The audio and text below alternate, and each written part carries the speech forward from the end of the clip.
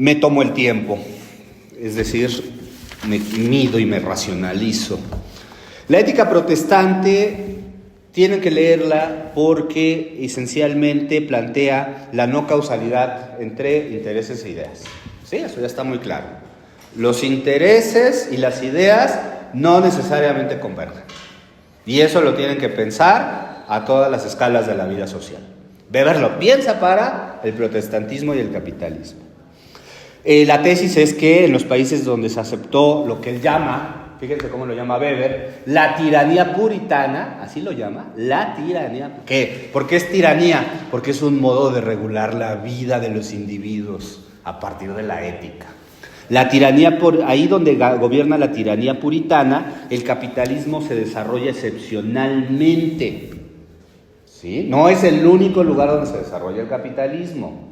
Se desarrolla de manera excepcional. ¿Por qué excepcional? Porque es un capitalismo de tipo racional. Y en Weber racional no significa mejor. En Weber racional significa que es un modelo de contabilización y es un modelo, en el caso religioso, ascético. Eso significa, para este caso, racional. Racional no es mejor, no es más adelantado. Es un capitalismo cuyo eje es la contabilidad, la mesura, el medir. ¿Sí? Bueno, esa es la tesis. En los países donde se aceptó la tiranía puritana, el capitalismo se desarrolló excepcionalmente en su versión racional. Es cierto, dice Weber, que uno tendría que ver la diferencia entre católicos y protestantes, ¿no?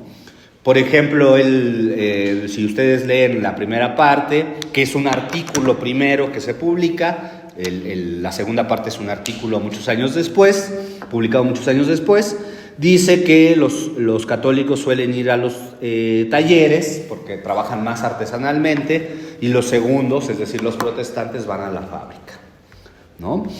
Es muy cuidadoso Weber con el tratamiento del protestantismo. El protestantismo tiene muchas variaciones. Hay calvinistas, puritanos, cuáqueros, hay muchas variantes del protestantismo, ¿no? Esto lo vemos mucho en Estados Unidos, ¿no? Los tipos que van con las mujeres que van así, los hombres con sombrero, ¿no?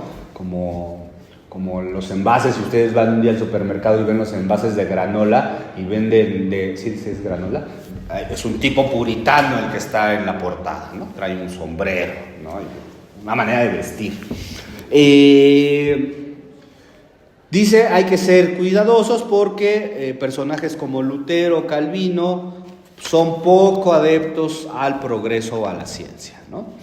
Dice, pero eso no es lo importante, es una afinidad electiva, no es una consecuencia inmediata del protestantismo del capitalismo, es un encuentro un encuentro que genera un objetivo no deseado o no calculado en un primer momento, ¿no? Entonces la afinidad no está en un interés material entre capitalismo y protestantismo, sino en ciertos principios, actitudes, actividades, ¿vale? Es muy complicado entender, y no hablamos de esto en la sesión anterior, pero lo hacemos ahora, ¿qué quiere decir el espíritu del capitalismo? ¿Sí? Y me interesa mucho que nos detengamos en esto, porque Weber dice, bueno, uno puede pensar que el espíritu del capitalismo es esencialmente desear dinero, ¿sí? Dice, pero deseo de dinero hay en todo el momento donde ha habido dinero. No es particular o especial de esta época, pero hay un espíritu, o hay varios espíritus del capitalismo, y en particular a él le interesa uno que viene desde su punto de vista de un político y pensador norteamericano que se llamó Benjamin Franklin. Y para Franklin, lo pudieron ver porque lo cita como 3 páginas, hay una premisa: el tiempo es dinero.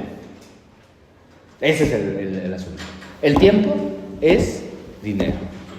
Se dice que Cristóbal Colón dijo, el oro es maravilloso, ¿no?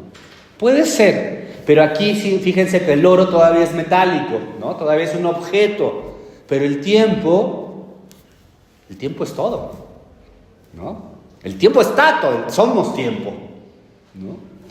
Por eso la idea de que el tiempo es dinero es maravillosa, es fascinante, porque no es que la riqueza sea un objeto, como puede ser el metal, o la plata, o el maíz, o el cacao, o un árbol. No. La riqueza es algo abstracto. La riqueza es el tiempo. Y lo que tú hagas con el tiempo es inmediatamente el acceso al dinero, a la riqueza. ¿Sí? Vean, esto es dice Weber, es una revolución de la conciencia. ¿Sí? Porque las sociedades previas, todas las sociedades previas, tenían una relación distinta con el tiempo. ¿Sí? Para empezar, no lo medían. Ese es el principio. Nosotros sí lo medimos, ¿verdad? Todo el tiempo lo estamos midiendo. Segundo, pensamos claramente en la subordinación del tiempo, ya no por la vía de la naturaleza, sino por la vía de la técnica. Otro elemento. No es lo mismo trabajar cuando el día dura. Piensen que estos países están en el norte lo que llamamos el norte del mundo. ¿Cuánto dura un día en diciembre en estos países? La luz, ¿cuánto dura la luz del día? 5, 6 horas.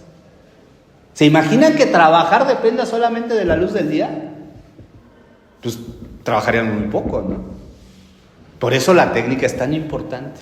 ¿Vale? Bueno, no me voy a detener mucho en la idea de citar a Franklin. Está ahí, la frase fundamental es: el tiempo es dinero, ¿no? Y lo más importante es que ustedes entiendan que desde el punto de vista de Weber, catolicismo y protestantismo tendrían diferencias no en la sed de ganancia, como no lo tendría con otras culturas, no con las tradiciones, sino en un proceso distinto. El protestantismo sería un proceso educativo, cuyo espíritu sería: el tiempo es dinero, no puedes desperdiciar el tiempo.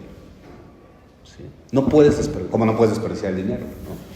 El protestantismo, al ser un proceso educativo, trae otro elemento que es el elemento ascético. Y el elemento ascético nos lleva a dos elementos. Uno, el trabajo, y dos, el desprendimiento, el alejamiento del goce. ¿Sí? Estos son los elementos esenciales para entender la versión de Weber. ¿Cuál es la versión de Weber? La versión aquella en la que dice que la ética protestante va a elevar el trabajo a vocación. El trabajo ya no va a ser un momento en la vida, va a ser la vida. ¿Sí? Ojo. El trabajo no va a ser algo para ayudar al otro ocasionalmente. El trabajo no va a ser una tortura. El trabajo va a ser la vía de la salvación. ¿Sí? Y por eso hay que tener vocación. Y dos, el desprendimiento del goce. No va a haber derroche.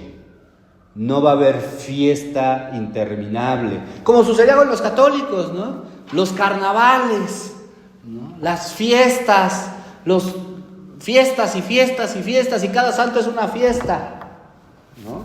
No. Hay que ser desprendidos con el goce. Fíjense, hay que racionalizar el propio goce. Ni vas a trabajar de más insustancialmente, pero tampoco vas a disfrutar de más. ¿Sí? Esta es la gran revolución del puritanismo y del protestantismo, y por eso se vuelve una tiranía, ¿no? Pero ¿qué creen? Que esa tiranía permite el florecimiento de una forma económica que se va a imponer como la más importante del mundo, porque va a ser la que va a terminar revolucionando la vida de las personas. Voy a decir un par de cosas más sobre el capitalismo, pero eso es un poco más adelante. Quiero volver al concepto de afinidades selectivas que ustedes ya han desarrollado con ejemplos y recalcar. Afinidad electiva es una consecuencia imprevista, ¿no?, de la acción de los individuos y de las relaciones entre la obligación y la libertad. Eso sería una afinidad electiva. Consecuencias no previstas en las acciones. ¿Sí? Consecuencias no previstas, no mediadas. Fíjense, curiosamente, la forma racional en buena medida nace del azar, no de la previsión, ¿no? Nadie lo previó, nadie lo calculó, nadie lo adivinó. Ocurrió. Como ocurre todo lo importante en la vida, por un accidente. Ya no se acuerdan y no lo recalqué, pero Weber en El político y el científico, creo que es en el segundo ensayo, en la ciencia como vocación, sí es en la ciencia, no es en el primero, en ciencia como vocación, habla de las ocurrencias. Seguro no lo vieron porque lo pasaron por encima, pero es muy bonito porque Weber dice, en realidad las ideas más geniales ocurren cuando uno está tirado fumando, ¿no? No dice que están fumando, ¿no? ¿Se dan cuenta? Weber, el padre de la teoría de la racionalización, el padre de la idea de la burocratización, dice, pero en realidad las cosas importantes de la vida salen del azar, de un encuentro azaroso, ¿no? Lo que pasa es que ese encuentro azaroso se racionaliza. Y lo que era algo esporádico se vuelve ley. Y lo que era original se vuelve repetición, ¿no? Ese es Weber, ¿no? Por eso es tan importante teóricamente Weber, porque no deja de reconocer lo imprevisto de la historia. Pero reconoce también que eso imprevisto de la historia, cuando genera cosas importantes, se vuelve capturado por una forma de la razón, por una racionalidad. ¿Sale? Afinidades selectivas se encontrarían donde aparecen ideas religiosas, políticas e intereses materiales. Lo que interesa a este curso es ver la relación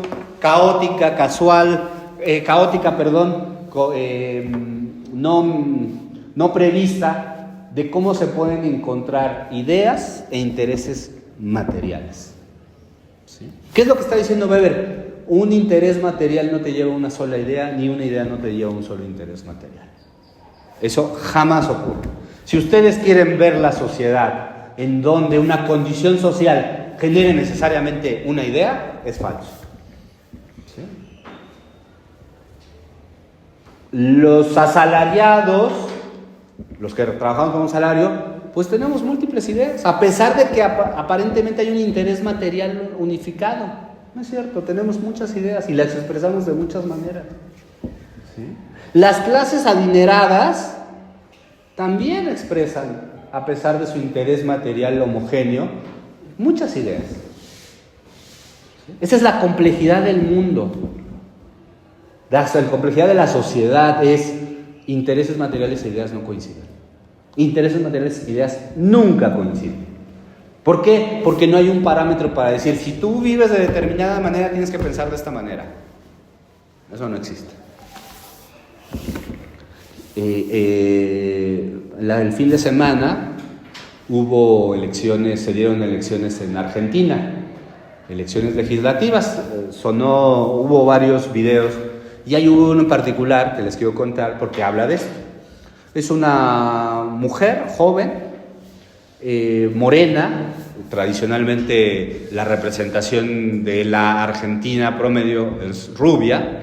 Esta era una mujer joven, delgada, morena, Y dice, bueno, yo no voy a poder votar porque perdí lo que ellos tienen para votar, su documento para votar, y es costoso volverlo a sacar y no tengo ese dinero porque me despidieron injustamente hace unos meses y estoy desempleada, ¿no? Y entonces le pregunta el entrevistador, ¿y por qué hubiera votado? Y dice, no, hubiera votado por Javier Milei y el gobierno, ¿no? Y entonces, claro, dependiendo de los públicos, por ejemplo, el público que a mí me toca, que es mi afín, decían, ¿cómo? Mire, no es posible, ¿cómo? Si tiene esta condición. Los intereses materiales generan muchas ideas, no pueden generar una sola idea, ¿sí? No pueden generar una idea, que además es la idea que alguien afuera le impone, ¿no? Oiga, si usted está desempleada, tendrá que tener esta idea, ¿no? Hay muchas condiciones para que entre el interés material y la idea se forje una relación. Puede ser la tradición, puede ser el carisma, puede ser N cantidad de cosas. ¿Se entiende? Nunca hay correspondencia entre intereses materiales e ideas. A un interés material corresponde una idea. Mentira. No es así. No hay ejemplos perfectos. Condición social, ideología. Si usted es pobre, tiene que pensar así. Si usted es rico, tiene que pensar así. Eso no existe, dice el Weber. ¿Y qué lo demuestra? El ejemplo del capitalismo. Los protestantes no querían ser los burgueses del mundo, no sabían. Ya había otros más ricos que ellos. No querían ser eso. Ellos querían la salvación. Pero en el proceso se dieron cuenta que su manera de actuar los favorecía económicamente. Nadie se lo previó. ¿Sale? ¿Contra qué está dirigida este argumento de Weber? La reforma protestante, esta sería la explicación causal contra la que está luchando Weber. El capitalismo generó la reforma. Explicación economicista. ¿Qué es una explicación economicista? La economía explica las ideas. La economía explica la religión. Esa es la explicación economicista. Si hay riqueza, se piensa de esta manera, si hay pobreza, se piensa de esta manera. Este es el argumento, no necesariamente de Marx, pero sí de algunos marxistas que veían a la religión como un epifenómeno, como una derivación de la economía. ¿Sí? Para Weber eso no existe. Pero tampoco lo opuesto. ¿Qué sería lo opuesto? La reforma protestante original, el capitalismo. No es ni una ni otra. ¿Qué es? Una forma intermedia. Weber dice, para estudiar el capitalismo tenemos que entender las formas concretas del capitalismo. Y en el caso del protestantismo de los países protestantes, tenemos que ver la conjunción entre las ideas religiosas y su ética y una forma racional del capitalismo. Eso es lo que está diciendo Weber. ¿Sí? Solo eso. No está explicando el capitalismo en el mundo, no está explicando el capitalismo en toda la historia, no está diciendo cómo va a ser el futuro, no. Está diciendo, en estos países donde hay protestantismo, la conjunción entre ideas e intereses materiales se dio de esta manera. ¿Qué manera fue esta? La aparición de el capitalismo racional, cuyo corazón es el ascetismo. Tiene dos características la forma ascética: la renuncia y el tiempo. La renuncia al goce y el tiempo, ¿no? ¿Por qué es importante esto? Porque lo ascético, la actitud ascética es propia del protestante, de la religión, de la forma religiosa. ¿Sale? A ver, compañeros, acá. Ascético no es capitalista, es una actitud, una forma de ser. ¿Sí? ¿Y qué le ayuda al capitalismo a esta? Que esta forma de ser inaugura la disciplina. ¿Qué disciplina? La disciplina el trabajo. ¿Por qué es tan importante lo ascético, la renuncia al goce? ¿Y por qué es tan importante el trabajo? Porque el ascetismo disciplina. Y el capitalismo racional tiene que ser un capitalismo organizado, contabilizado. Tiene que ser un capitalismo medido. Y eso solo se puede hacer con disciplina. ¿Sí? ¿Es la única forma de disciplina que conoció el capitalismo? No. Ustedes leyeron el capítulo 24 de Marx. ¿Qué dice Marx ahí? ¿Cómo disciplinaban? Está usted de vagabundo, lo meto a la fábrica. Es una forma de disciplina. Otra forma de disciplina, la que el compañero mencionó al principio de la clase. Ustedes están muy rebeldes, brujas, ¿no? Es una forma de disciplina. Es disciplinar. ¿Qué es disciplinar? Ordenar, jerarquizar, poner límites. ¿Cuál es la ventaja del protestantismo? Que su manera de disciplinar es religiosa. No es castigo necesariamente físico. Es un castigo más grande. Si tú eres indisciplinado, no te vas a salvar. No hay salvación si eres indisciplinado. Caray. No. Lo piensan 2 veces antes de ser rebeldes, ¿no? Porque una cosa es que te metan a la cárcel, una cosa es que te peguen, una cosa es que te castiguen. Pero bueno, dolor pasa. Pero que en la salvación no llegue, ese es un gran tema. Y entonces por eso dice, es una revolución de las conciencias. Así lo dice, es una revolución de la conciencia. ¿Por qué? Porque la ética protestante embona bien con el capitalismo racional, porque el capitalismo racional necesita trabajo disciplinado.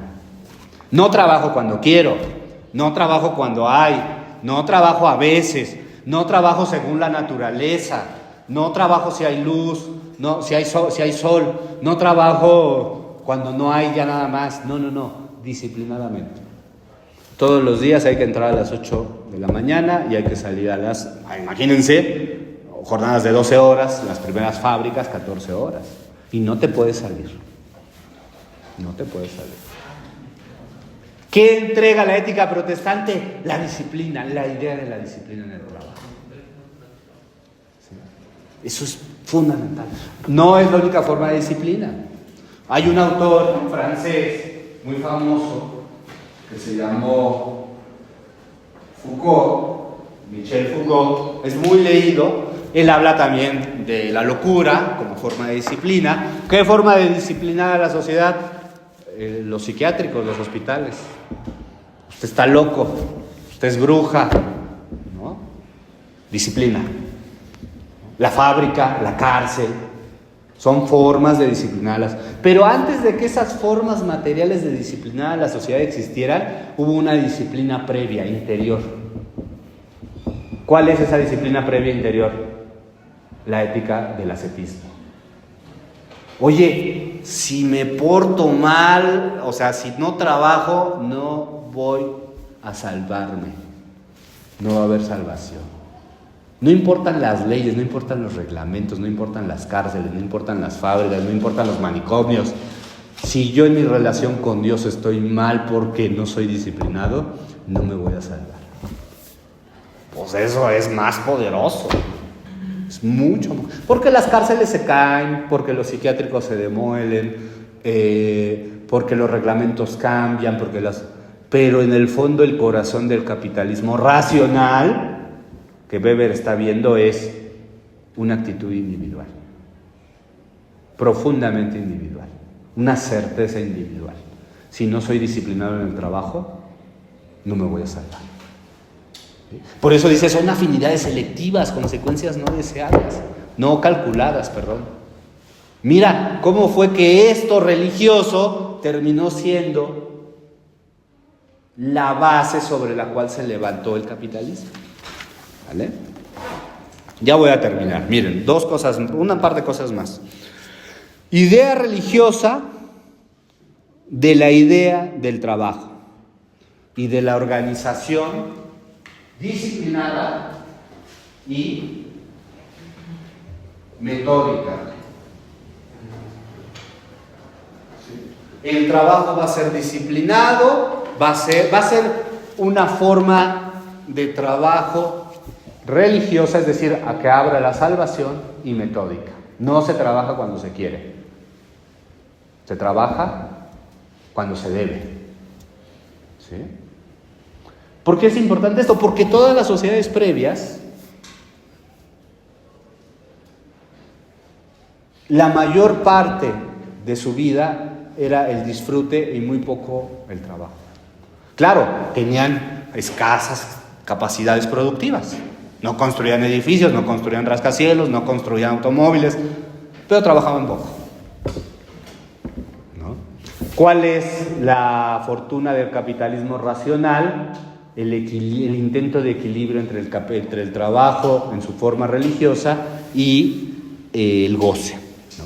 Bueno, dos cosas más. El espíritu del capitalismo, ya lo hablamos, pero que es importante porque esto lleva a una dimensión ética. La ética del protestante, y aquí sí pongo hombre, porque eran en ese momento los hombres, son aquellos que son dignos del crédito. ¿Y el crédito qué es? El préstamo, ¿no? Hay que hacer la historia del capital, de la sociedad, desde la deuda. ¿Sí? Esto lo hizo un antropólogo, un libro muy bonito que se llama En Deuda. ¿Ustedes creen que la deuda nació con el capitalismo? No. La deuda está absolutamente en todos los órdenes de la vida social. ¿Sí? Ustedes le deben a sus padres y madres, ¿no es cierto? Porque los cuidaron, porque los educaron, bien, mal, regular, no importa. Pero alguien los protegió, alguien los cuidó. Alguien. Están en deuda, ¿no? Pero la ética protestante que Weber está refiriendo remite a otro tipo de crédito, ¿no? Dinerario. Pero no se le presta a cualquiera. Bueno, los bancos de hoy sí le prestan a cualquiera, ¿no?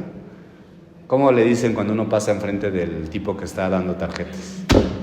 Le doy tarjeta sin comprobante de ingresos, sin comprobante de domicilio. Es más, si no existe también le doy, ¿no? Claro, porque hoy vivimos en una burbuja financiera. Pero en ese momento, hace 2 siglos, 3 siglos, no cualquiera era objeto de crédito, ¿no? Había que ser digno para el crédito. Fíjense, es una cosa religiosa esto. ¿Sale? Bueno,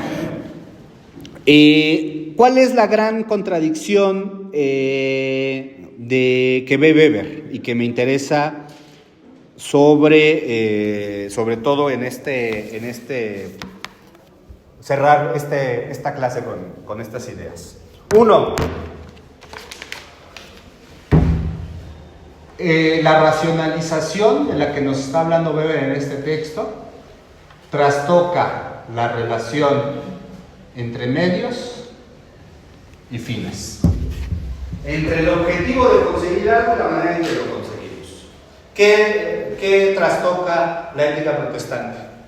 Que el trabajo pasa de ser un medio para satisfacer una necesidad a, en la ética protestante, pasa a ser un fin.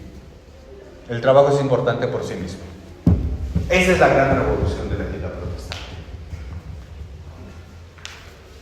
¿Para qué trabajas? ¿No? Pues para tener comida. ¿Y para qué tienes comida para mañana trabajar? ¿No? Es la transformación de la irracionalidad.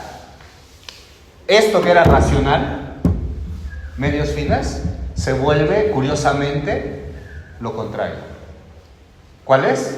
El medio desaparece, ya no importa el medio, y el fin mismo es el trabajo. ¿Cuál es el objetivo de la sociedad? ¿Satisfacer las necesidades de la sociedad o crecer económicamente? Crecer económicamente. Ese es el objetivo. Por eso la obsesión, ¿no? ¿Cuánto crece el PIB? ¿Cuánto vamos a crecer este año? Oye, pero si la gente está muriendo de hambre. No. ¿Cuánto vamos a crecer? ¿1, 2, 3, 4%? Es la transformación de medios fines. Se supondría que el crecimiento económico sería un medio para alcanzar un fin. ¿Cuál es el fin? El bienestar de la sociedad. Mentira. ¿Cuál es el fin? Crecer. Se trastoca la relación medios-fines. Esa es la aporia que debe ver, la contradicción que debe ver. Que dice, oye, algo pasó acá. Algo pasó acá. ¿Sale? ¿Y esto qué va a generar?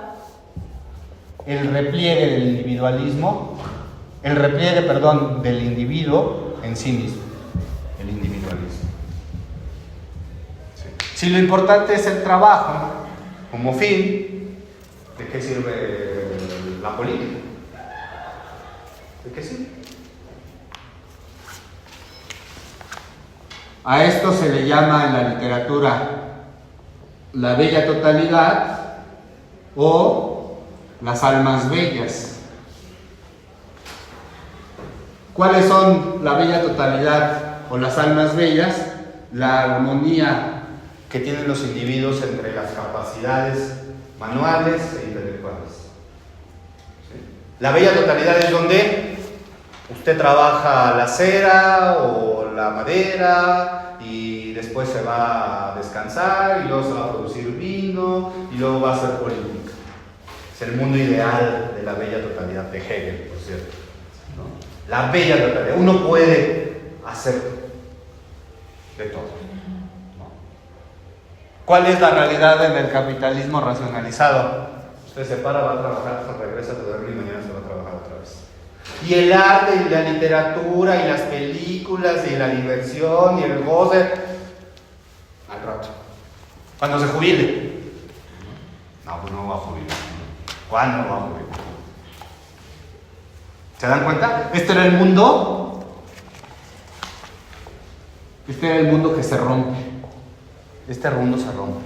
Un ser humano, ya se los dije al principio del curso, un ser humano ya no hace la comida, el arroz, su ropa y además se divierte. Se especializa en una cosa. Se rompe la bella totalidad. Las almas bellas ya no existen. Usted trabaja en una cosa. Usted se dedica y es especialista en una cosa. ¿Qué consecuencias tiene eso? El repliegue individualista. Entre menos los vea, mejor. Aquí, fíjense, ¿cuál es la diferencia? La libertad es una libertad con los otros aquí. Yo soy libre si ustedes también son libres. ¿Y cuál es la libertad de acá? Yo soy libre a pesar de ustedes. Yo soy libre a pesar de ustedes. ¿Se dan cuenta? Yo soy libre porque ustedes son libres. Y yo soy libre, pues, a pesar de que ustedes me están robando el oxígeno. Repliegue individualista. Bueno, algo último que quería decir a propósito de Weber es que ustedes tienen tendríamos que leer siempre a Weber con este librito que ya les he citado antes, que es en realidad un libro de sus cursos. Sus alumnos apuntaban lo que él decía en sus cursos y lo vuelven un libro. Son bastante fieles, es una obra bastante segura. Este libro, sobre todo el último capítulo, que se llama El origen del capitalismo moderno, es muy interesante. A diferencia de Marx, Weber sí vio, porque la época se lo permitió, cosas y adelantos tecnológicos muy importantes. Marx no vio la luz, por ejemplo, ¿no? Y cuando digo que no vio la luz no es porque no tuvo una revelación, sino que literalmente no vio la luz eléctrica, ¿no? No existía la luz eléctrica en la época de Marx. Lo más que existía en la época de Marx era la máquina de vapor. ¿Se acuerdan? La invención de la máquina de vapor es la primera forma de automatización. La máquina de vapor es el preludio de lo que va a venir después. ¿Qué va a venir después? La energía eléctrica. Y después, ¿qué va a venir? Los combustibles fósiles. Que es como se mueve el mundo. El día de hoy, el mundo, hace 50 años, el mundo se mueve por combustibles fósiles. Y Weber sí lo ve, fíjense, es muy incipiente, pero se da cuenta de que hay algo en eso. Déjenme ver si encuentro la cita para Es una anotación en la página 333. Fíjense lo que dice. Mediante el carbón y el hierro se ha logrado una emancipación de la técnica. ¿Qué quiere decir? Que la técnica ya no depende del esfuerzo humano ni animal. Y correlativamente la posibilidad de lucro con respecto a los vínculos que ligaban al hombre de las materias del mundo orgánico. ¿Qué está diciendo Weber con esto? Que eso que era la tierra, que eso que era el cerro, que eso que era el subsuelo, que estaba ahí con los seres humanos, de repente se vuelve objeto de lucro. De repente el petróleo se vuelve objeto. ¿A quién le servía el petróleo antes? Pues a nadie, ¿no? Ni siquiera se sabía. El petróleo es muy reciente en la historia de la humanidad. Entonces lo que dice Weber es, de repente los vínculos con la naturaleza se vuelven objeto de ganancia, de lucro. ¿Sí? Y dice, ni el carbón ni el hierro dependen de la energía animal, que era como se movía buena parte de la economía, ni del crecimiento de las plantas. ¿Se imaginan que el capitalismo tuviera que esperar a que se recuperara cada árbol? Pues no, ¿verdad? ¿Cómo es? Tumbo los árboles y bueno, pues... Oye, pues es un árbol de 80 años. Sí, pero la producción es hoy. Es hoy, rápida, incesante. ¿No? ¿Qué dice Weber? El capitalismo puede desarrollarse cuando deja de depender de la naturaleza. O cuando subordina a la naturaleza técnicamente. ¿Vale? Por medio de la explotación minera, lo que usted mencionó al principio, se extrae combustible fósil y con ayuda de este se beneficia el mineral de hierro. Utilizando estos dos elementos se logra un insospechado aumento de la producción. Así se ha convertido el hierro en el factor más importante para el desarrollo del capitalismo. Está pensando en el capitalismo del principios del siglo XX. Hasta el punto de que no sabemos lo que hubiera sido del mismo y de Europa sin esa evolución. ¿No? Muy interesante Weber en este libro, ¿no? Hay que leerlo más. ¿Qué es lo que me interesa y por qué les traigo a colación este libro? No nada más decirles que es interesante. Weber tiene una noción de capitalismo muy general. Él dice que el capitalismo es toda actividad económica que se formule a partir de empresas para satisfacer necesidades y que genere intercambio. Pues es muy general, ¿no? Entonces hay muchos tipos de capitalismo. Hay un capitalismo político, hay un capitalismo en China, hay capitalismo en la India, en esta época. ¿Sí? En realidad lo que está diciendo es, hay muchas vertientes del capitalismo, porque hay muchas formas de organizar el trabajo en empresas que producen cosas. Pero ninguna, dice, como el capitalismo occidental racional.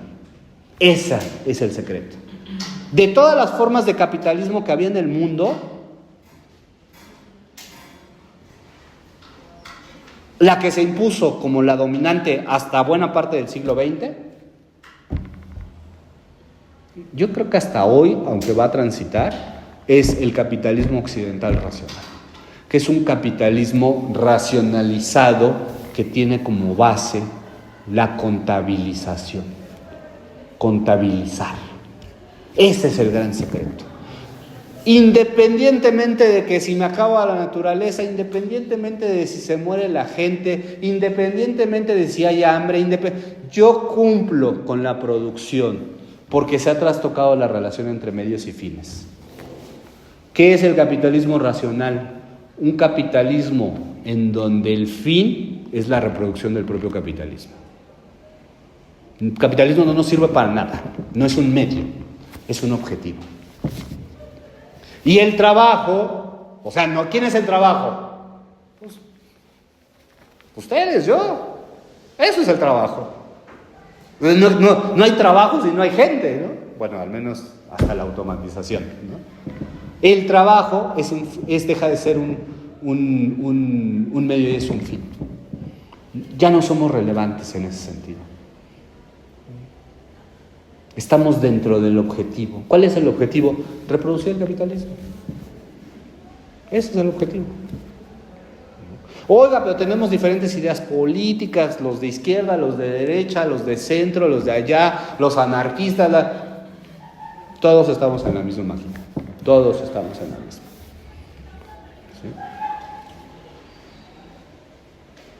¿Y qué quiere decir eso? Para Weber, la construcción de un sistema contradictorio donde al mismo tiempo los seres humanos han ganado más libertad encadenándose más. Esa es la contradicción. Somos más libres entre más encadenados estamos. Esa es la gran contradicción del mundo moderno, de la época capitalista. Somos más libres con más cadenas. Por eso Weber está... los marxistas no lo quieren porque lo ven como burgués. Porque efectivamente Weber dice, yo soy un burgués. Yo me reconozco como un burgués. Eso en otro texto lo dice. Dice, pero no creo que la burguesía pueda gobernar. También dice eso. No creo que la burguesía esté en condiciones de gobernar.